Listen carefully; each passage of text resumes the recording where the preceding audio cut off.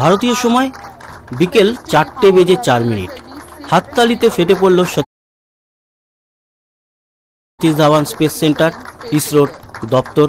তার কারণ PSLV C-59 রকেটে চাপিয়ে পাঠানো হলো ইউরোপিয়ান স্পেস এজেন্সির একটি খুব গুরুত্বপূর্ণ উপগ্রহ, যা কিনা নাম প্রভা 3 এবং সূর্যের করোনাগ্রাফ করবে, তবে ডিফারেন্ট স্টাইলে। এই প্রথম বলা যেতে পারে ইতিহাসের সাক্ষী রইলাম আমরা।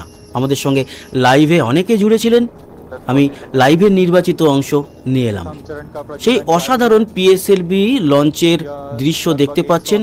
কেন ডিফারেন্ট স্টাইলে সূর্যকে পর্যবেক্ষণ করবে এই প্রভা 3?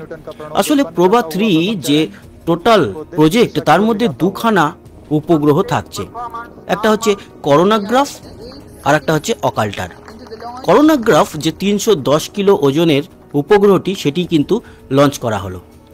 এ মূলত সূর্যের ছবি তুলবে। আর অকাল্টার বলে যে মহাকাশযানটি, সেটি কৃত্রিমভাবে সূর্যকে গ্রহণ করবে।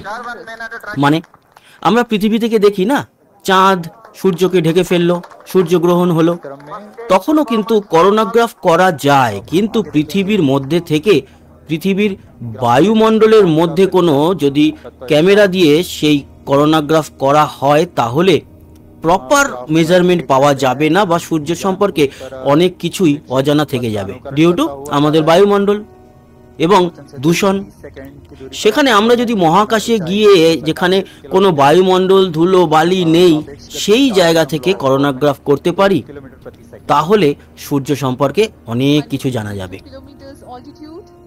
কিন্তু প্রশ্ন হলো, সেখানে তো আর চাঁদকে পাবো না যে চাঁদ সূর্যকে গ্রহণ করবে এবং আমরা তার করোনাগ্রাফ করব বা ছবি তুলব। তার জন্য কি করতে হবে? কৃত্রিমভাবে সূর্যকে গ্রহণ ঘটাতে হবে। সেই রকমই একটা অসাধারণ মেজারমেন্টে আরেকটি মহাকাশযানকে রেখে, যেমন চাঁদ সূর্যকে প্রপার একেবারে গিলে ফেলে, মানে কথার কথা ঢেকে ফেলে বলা যেতে পারে টেকনিক্যালি, সেরকম ভাবেই ঢেকে ফেলবে। আর তার চারপাশ থেকে যে রিং, সেই রিং এর ছবি তুলে করোনাগ্রাফ করবে এবং সূর্য সম্পর্কে অনেক তথ্য নতুনভাবে জানা যাবে, যেগুলো আগের মিশনগুলো আমাদের দিতে পারেনি। যেমন আমাদেরও একটা মিশন চলছে আদিত্য L1, 3-4 দিন আগেই তার সম্পর্কে জানিয়েছি। দেখতে পাচ্ছেন এসআর তরফ থেকে প্রচুর প্রতিনিধি আমাদের ইসরো দপ্তরে এসে বসে আছেন। এই হচ্ছে গিয়ে থার্ড স্টেজ।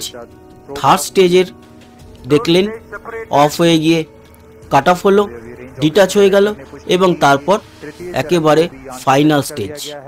ফাইনাল স্টেজ মানে ভেলোসিটি ট্রিমিং মডিউল, যার কাজ হচ্ছে খুব সূক্ষ্মভাবে মহাকাশযানটিকে নিয়ে একেবারে তার পিন যে পয়েন্ট, তাকে রিলিজ করার, সেইখানে তাকে নিয়ে গিয়ে ছাড়ে।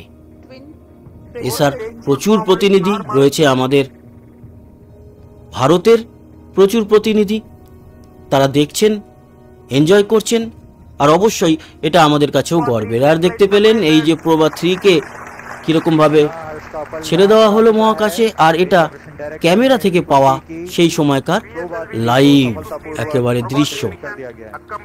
হয়তো ছবির কোয়ালিটি আপনাদের মনে হতে পারে এর থেকে তো SpaceX যখন রিলিজ করে কোনো উপগ্রহ, তখন অনেক দারুণ ছবি পাই। দেখুন, ছবিটা খুব যে বিরাট বড় এসেন্সিয়াল সেটা নয়, সেটা আগামী দিনে আমাদেরও অনেক উন্নতি হবে। আমাদের যেটা কাজ, এই উপগ্রহটিকে ঠিকঠাক তার কক্ষপথে প্লেস করা, আমরা সেখানে 100% সফল। তার জন্য ইসরোতেও কিন্তু আনন্দের ঢল। নিশ্চয়ই ভারতবাসী হিসাবে আপনিও গর্বিত। সঙ্গে থাকবেন, সাবস্ক্রাইব করে লাইক শেয়ার করবেন, কমেন্ট বক্সে মতামত জানাবেন। আসি আবার দেখা হবে। সবাই ভালো থাকবেন, সুস্থ থাকবেন। টাটা।